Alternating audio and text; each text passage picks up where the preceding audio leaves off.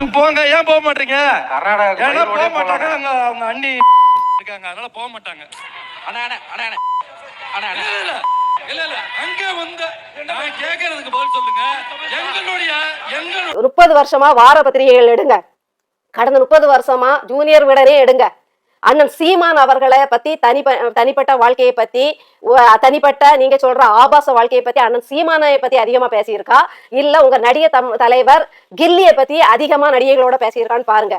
எல்லாரும் பேரையும் என்னால சொல்ல முடியும். எல்லாரும் தனித்தனியா வாழ்ந்துட்டு இருக்காங்க, குடும்பம் கோத்திரம்னு. அவர்களுக்கும் கல்யாண வயசுல இப்ப பிள்ளைங்க இருப்பாங்க. தப்பி தவறி அதுகளுக்கு காதல விழும்போது நம்ம அம்மாவா இப்படின்ட்டு சீனு போயிரும். அதனாலதான் எல்லாரும் கொஞ்சம் பெருந்தன்மையோட கட்சினா கட்சியோட கருத்தை வைப்போம், ஆட்சினா ஆட்சியோட தவறை மட்டும் சுட்டி காட்டுவோம், நாம இதுக்குள்ள போக வேண்டாம் அப்படின்ட்டு.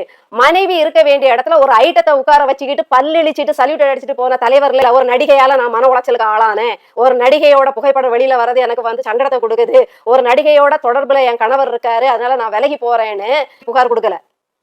காதல் வாழ்க்கைக்கும் கள்ள உறவு, மனைவியை வச்சுக்கிட்டு பெண் பொறுக்கி தன்னோட நடிகையோடு பொறுக்கிட்டு தெரியற வாழ்க்கைக்கும் வித்தியாசம் தெரியாத தற்கொலைகள் நீங்க, ஆபாசவாதிகள் நீங்க.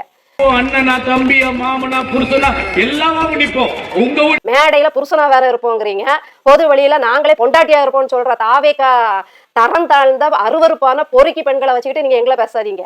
எங்கள் தலைவனை பேச வேண்டியதில்லை. அது நீதிமன்றமே தப்புன்னு சொல்லலையே, நீதிமன்றமே அவர் குற்றவாளின்னு சொல்லல, நீங்க எப்படி சொல்லுவீங்க? காதல் வாழ்க்கை எப்படி குற்ற வாழ்க்கை ஆகும்? காதல் வாழ்க்கை எந்த ஊர்ல குற்ற வாழ்க்கை? மனைவியை வச்சுக்கிட்டு கண்ட நடிகையோட தொடர்பு வச்சுக்கிட்டாதான் குற்றவாளி. மனைவி இருக்கும் போதே வேற கள்ளத்தனமா வந்து உறவு வச்சுக்கிட்டாதான் அதுக்கு பேரு வந்து நீங்க சொல்ற அந்த குற்றம். நடிகைகளை பொறுக்கிட்டு இருந்தவன தலைவனா வச்சுக்கிட்டு எங்கள் தலைவனோட முந்தைய வாழ்க்கையை பத்தி யாருக்கும் பேச தகுதி இல்லை. அது நீதிமன்றமே முடிச்சிடுச்சு. நீதிமன்றம் குற்றவாளின்னு தீர்ப்பு கொடுத்துச்சா? அப்படியே அண்ணன் சீமான் அவர்கள் நீதிமன்றம் என்ன தீர்ப்பு கொடுத்தாலும் எங்க மனசாட்சின்னு ஒண்ணு இருக்கு, எங்க பார்வையில அவர் குற்றவாளினா நீங்க சொல்ற அந்த நடிகையும் அப்ப குற்றவாளி தான். அந்த நடிகையை அப்ப நீங்க குற்றவாளி ஆக்குறீங்களா? அப்படி பொது வெளியில அண்ணன் சீமான் அவர்களை ஒரு முடிஞ்சு போன ஒரு விஷயத்த நீதிமன்றத்தை அவமதிக்கும் வகையில், அந்த பெண்ணை அவமதிக்கும் வகையில், அண்ணன் சீமானின் அரசியல் வாழ்வை அவமதிக்கும் வகையில பேசுறதுக்கு கண்டிப்பா கோடி கணக்குல இவங்க மேல நஷ்ட வழக்கு போட்டு இவங்கள ஒருத்தனையாவது உட்கார்ந்து கோடி கணக்குல நஷ்ட ஈடு வாங்கணும். அப்பதான் இனிமே தேவையில்லாம அந்த பேச்சை எடுக்க மாட்டாங்க. அது 10-15 வருஷத்துக்கு முன்னாடி நடந்து முடிஞ்சது. நேத்தைக்கு கோட்டையில உட்கார்ந்து கொடியேற்றுறதுக்கு மனைவி உட்கார வேண்டிய இடத்துல பெற்றோர்கள், நல்ல பெற்றோர் என்ன வளர்ப்பு வளர்த்துருக்காங்க தெரியுமா? கண்டவளை உட்கார வச்சுக்கிறதுக்கு பல்லெழிச்சுக்கிட்டு பெற்றோர் வேற, அந்த அம்மா வேற பல்லெழிச்சுட்டு மண்டையாட்டுது. தன்னுடைய மருமக இருக்க வேண்டிய இடத்துல கண்ட ஐட்டம் வந்து உட்காருது, வெக்கமே இல்லாம. அந்த துப்பு கட்ட அசிங்கமான தொடர்புகளை வச்சுக்கிட்டு இருக்கக்கூடிய ஒரு நடிகை தலைவ கோமாளிய வச்சுக்கிட்டு நீங்க வந்து எங்களை பேசுறதுக்கு எந்த ரைட்ஸும் இல்லை. நாங்க ஒரு கேள்வி கேட்டா அதுக்கு பதில் சொல்லுங்க. இல்ல எங்க தலைவரால முடியாதுங்க, அவரு பாருங்க சட்டமன்றத்திலேயே ஊமக்கோட்டா மாதிரி இருக்காரு, TK சிவகுமாரை பார்த்து அப்புறம் உதறதானுங்க அவருக்கு செய்யும், கேள்வியெல்லாம் கேட்பாராங்க, ஸ்கிரிப்ட் எழுதிட்டு போனாதாங்க கேட்பாரு அப்படின்னு சொல்லி முடியுங்க. TK சிவகுமார் பக்கத்துல உட்காருவாருன்னு அவருங்க கனவாங்க கண்டாரு. அப்படி தெரிஞ்சிருந்தா கூட ஒரு ஸ்கிரிப்ட் எழுதிட்டு போய் பேசியிருப்பாரு. இல்லாட்டா மண்டே தானங்க ஆட்ட முடியும். இப்பதான் அவர் வந்து கண்ணை உருட்ட பழகியிருக்காரு, சிரிக்க பழகியிருக்காரு, திரும்பி பார்க்க பழகியிருக்காரு, இப்பதான் மண்டையை அசைக்க பழகியிருக்காரு. இன்னும் எவ்வளவு பழக வேண்டியது இருக்கு. அதே ஒரு தனி விமானத்துல யாரோடையாவது பறக்க சொல்லுங்க, அது அவருக்கு நல்லா வரும். மனைவி இருக்க வேண்டிய இடத்துல ஏதாவது கண்டதுகளை கொண்டு உட்கார சொல்லுங்க, அது அவருக்கு நல்லாவே வரும். அந்த ஐடியாலாம் பக்காவா வரும். இந்த மாதிரி உங்ககிட்ட குடோன் கணக்கில் அருவறுப்புகளை வச்சுக்கிட்டு தயவு செய்து எங்களை குறை சொல்லிக்கிட்டு நாம் தமிழர் கட்சி அப்படிங்கிற மக்கள் நலனை மட்டுமே கருத்தில் கொண்டு ஒரு உன்னத நோக்கோடு பயணிக்கின்ற எங்களை சொல்றதுக்கு உங்களுக்கு அருகதை கிடையாது. ஏன்னா நாங்க யாரும் எங்க தலைவன் மேல ஈர்க்கப்பட்டு நாங்க அவருக்கு அப்படி இருப்போம் இப்படி இருப்போம்லாம் மயங்கி போய் நாங்க அவங்க பின்னாடி தெரியல.